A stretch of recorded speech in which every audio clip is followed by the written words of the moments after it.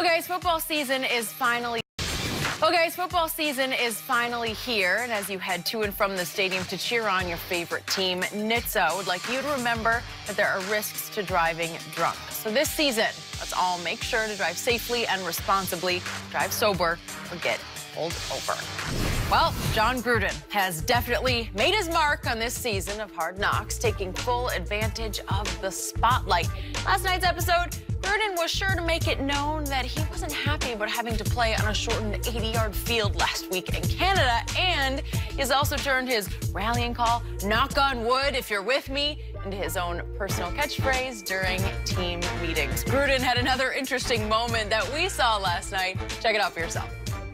Can you count to 0 from 100 minus 3s? Can I count from 0 to 100? 100 to 0. No. 100, 97, 94, 91, 88, 85, 82, 79, 76, 73. Can you do that? Go. 70, 67, 64, 61, 58, 55, 52, 49, 46, 43, 40, 37, 34, 31, 28, 25, 22, 19, 16, 13, 10. 7, 4, 1. How long did it take you to get that? I don't know. That's all that number. That's that man G's. That's right, man. All right. Well, Shannon, has Hard Knocks been a good thing or a bad thing for Gruden? And can you do that? Really, Skip? It's like Jon Gruden, what Jon Gruden just did, Skip, he's the guy that goes in there early and looks at the eye chart and looks at the smallest numbers and gets in there and they say, "Can you read it?" And he reads it. They're like, "Oh, you got perfect vision. You got 13 Really? What people got an opportunity to see last night is that what people that know Jon Gruden that's been around the NFL already knew. It's about him. Whew. It's about always been like that, Skip. That ain't changed. Skip, the phrase, the term "knock on wood," is the way he's using it was not the way it was meant to be. It always jars me because I use it all the time on this show. I know. For luck. Yes. Yeah. Knock on wood, something. I mean, knock on wood. I don't want anything bad to happen. Yep. Woo, but knock on wood, I got there safely. I was wondering if I missed something. Like Knock on wood if you agree. meaning. Skip, about 10. I'm like, no. I'm sitting there, I'm armed for. I ain't knocking on wood. No. By the way, they're showing Antonio, and I don't think That's he what ever I knocked think. on wood one time, and he's sitting in the back row. I was wondering about Yeah. that. If it was editing or if he was not knocking. And you know what? I didn't have any problem with him not doing it because it's like, I don't think I would do it either. Yeah, I'm done with this. Skip, look. He's made it about him, and it's kind of hard when you don't have a whole lot of personality. Really, when you really get down to it, Skip, you got two personalities. You got him and AB. You got a couple of the rookies. I thought the rookie safety was good, but they kind of like after the first episode, they kind of phased him away, and it's been about. Whatever happened to Vontez? I know. I don't know. Cleveland Farrell. Yeah, he had a moment. He was the third or the fourth pick in the draft, and Yeah. nothing. True. But this is about Jon. It's always been about him, and the people at home are getting an opportunity. How much he wants it to be about him, because at the end of the day, Skip, they control the editing process. They can edit in or out whatever they want. Yep. And it's funny how so much of Jon Gruden gets edited in. So Hard Knocks has actually become Gruden Knocks, Exactly, right? yes. Because it's all about Gruden Knocks. That's good. Right? Knock on wood if you're ready for this to end. Oh, that's glad. There were a lot of them. I got to knock on wood for Jon Gruden because he needs some help. I do not think this has been a good thing for him because it has sent him completely over the edge into AB-ism. His ego is bigger than Antonio's. And as you know, I've always been a Gruden fan. I'm still trying to be a Gruden fan. And when he got hired, we're going back now 2 years ago, I told you, yes, I believe he can win a Super Bowl over his next, he got 10 years. I believe he can take the Raiders back to the Super Bowl and win one. Why? Because I covered his team, his first go-round in Oakland back in 2001, and he could create a locker room force field as powerfully as anyone I've ever been around this side of Jimmy Johnson, when Jimmy coached the Cowboys. Right. That was #1 on my list because, whew, the energy that Jimmy could create in that locker room or in University of Miami's locker room, wherever he was coaching, was just extraordinary. It was palpable. they were kind of walking and living in fear of Jimmy, but in a good way. Everybody was on high alert, and it worked. And with Jon, the first go-round in Oakland, I didn't see all this grandstanding, showboating. Count backwards by 3? What do you do? That proved what? Yeah. That contributed what? Look at me. You know, I wanted one of the players to say, do it by 7s or do it by 9. Go. Go.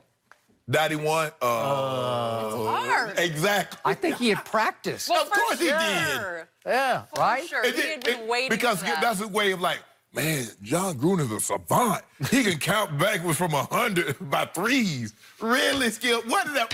Okay, what exactly did that prove? It contributes to winning how? Did you guys practice it after you heard it? Did you try to do it? I did try it. I did too, and after a couple of minutes, I was starting to get a hold of it. Jenny, you struggled, really, Jenny? Come on. Stop it, no. It was really hard. Well, you have to think about it. You can't go as fast as how he did it. No. Yeah, when you practice, because Skip, he went on the practice field knowing, I'm going to do this, I'm going to do it today, I'm going to pull this one out. Don't you think he alerted the HBO crew? Yes, I got something for you. Get this. Yeah. You got to get this. Man. Huh? And then he's on the field up in Winnipeg, and at first he's got no problem with the field, and then he tells, you know, he's talking to the Packers coaches and LaFleur, and then he walks to the sideline, and he's got terrible problems with it. He's ranting and raving about it. Exactly. And then they trail at halftime. He goes in and gives a fire and brimstone pre-season game speech at halftime, trying to just light them up, screaming and yelling like it's the Super Bowl. And they go out and back him up by rallying under Nate Peterman to get back and pull it off with a walk-off field goal. And he goes in like, look at me, I did it. Congratulate yourselves. No, you're saying congratulate me because I pulled it off. This pep talk that I gave you to have a little fire for you guys. Man, I don't know. That's your guy. No. You got that's guy. I'm trying to hang in, but I don't love this. Yeah, you hanging in about And you know 3. what? Those 9 years in that Monday night booth, I think that sent him a little over the edge. It did. He became a little bit of a caricature of Jon Gruden. Because when it Skip, I mean, he made some facial expressions. But I believe once they started comparing Chucky, the doll, the movie Child's Play, to Jon Gruden, it got even worse on the sideline. I mean, and then in the booth, it just went crazy. But the guy should be used to being on camera. Jon Gruden, you're who you are. Everybody knows who you are. They follow. If you watch football, Monday Night Football over the last decade, you know who Jon Gruden is. If you go back, you know he coached the Raiders. You know he coached for the Tampa. But all this is unnecessary. I've never seen this. Normally the coaches try to stay back, try to stay out of it. Okay, let the guys, even Brian Billick. Yeah. And he loved the camera. I know. But it was me, Rod, and Ray, and the rookies, Todd Heat, Goose. Why Jon Gruden want to be the starter?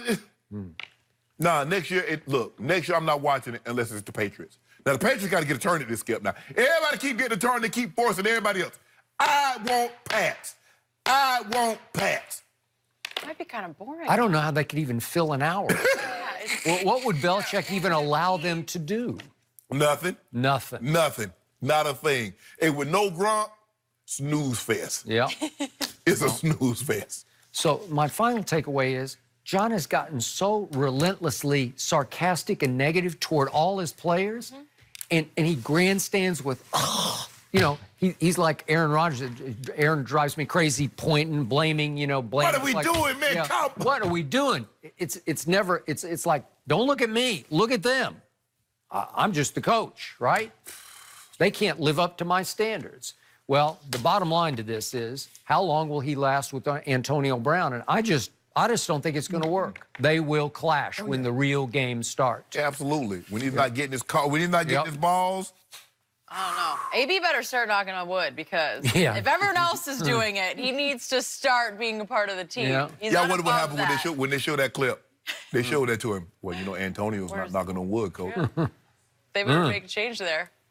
Telling, very telling. Knock on wood if this conversation is ending. Let's move on. Okay, how much more valuable is Zeke than Dak? We'll discuss that next with the NFL Network's James Jones.